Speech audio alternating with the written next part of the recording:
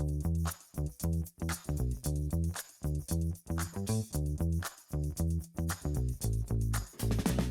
everybody, Woodland and Tommy Marquez inside the Nobull retail space on the campus at the Alliant Energy Center, a little Talking Elite Fitness after hours. Gonna go through our top 5 moments from day number 1, and man, what a first day this was. And we started off big with the women in the Bike to Work event.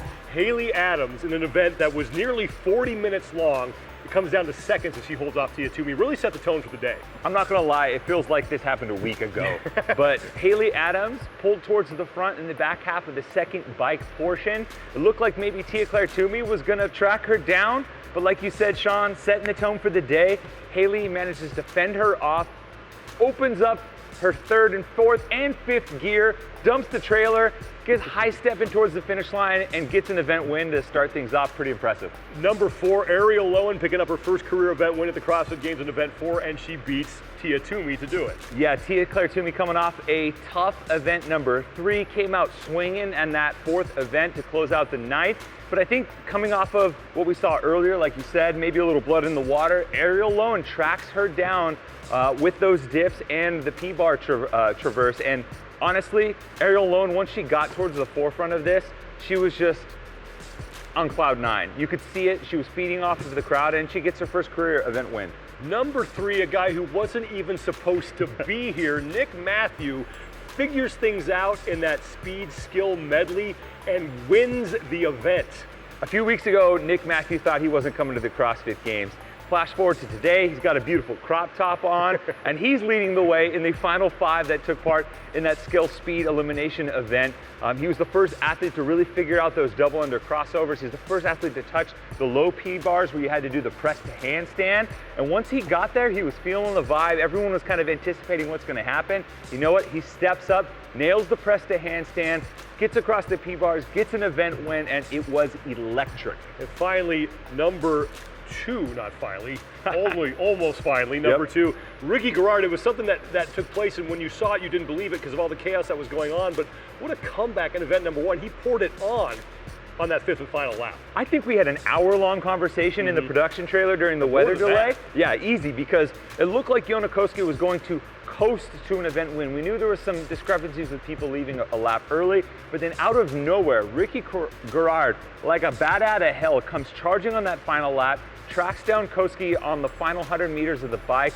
It has a shorter route into the stadium and then gets to the finish line, and you can see Koski was almost baffled at where did this guy come from. And for Garard, his first event coming off of a 4-year ban, he gets an event win, and that set the tone for him where he was basically wearing the white leader's jersey all day long. Number 1 moment had to be for me, and we just watched it inside the Coliseum, Pat Vellner with an edge winning event number 4.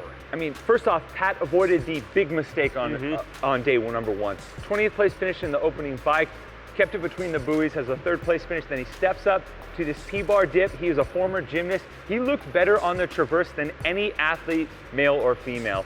He had a solid time to beat from the previous heat. We saw some good times from Colton Mertens as well. But Pat Vellner showing a little flair through the crowd. He walks from his final barbell to the P-bars, lets the crowd have it a little bit. As he's locking out his final few reps, he stares around the crowd, does a little dismount, sticks the landing, 10 points, maybe 8 points from the Russian judge, I don't know. I loved every minute of it, man. It was great. It was awesome, and the crowd went nuts for someone that everybody loves in Pat Vellner. Biggest surprises for the men and the women. The biggest surprise, period. Tia Toomey is not in first place. She is 61 points back of Mal O'Brien for the overall lead. I'm getting messages, people saying, what is wrong with Tia? You know, maybe if she was in a close race for the top spot, it'd be more understandable, but she's down in 8th. One slip up really kind of dictated the day for her. But, you know, Tia's going to have to battle back a little bit, much like Matt Fraser did in 2019. I think it's only going to add to it for her. And much like Rich Froning had to do in 2014 when he won his historical 4th straight. And finally, on the men's side, we mentioned Mathew as a pleasant surprise. Saxon Panchik right now is in 30th place overall. I did not see that coming. Yeah, for someone who won the Worldwide Open, looked phenomenal at the MAC, winning that semifinal.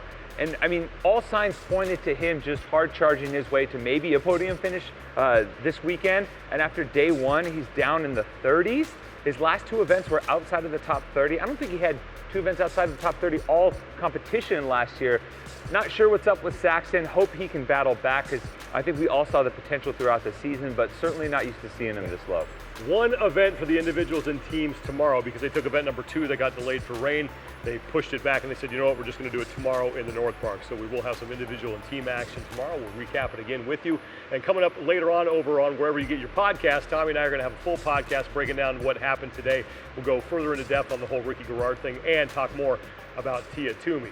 Thanks to NOBULL for letting us use their great space here. We'll be here all week, and thanks to you for checking this out. Tommy Marquez, I'm Sean Woodland. Take care of each other, be better, and we'll talk to you next time.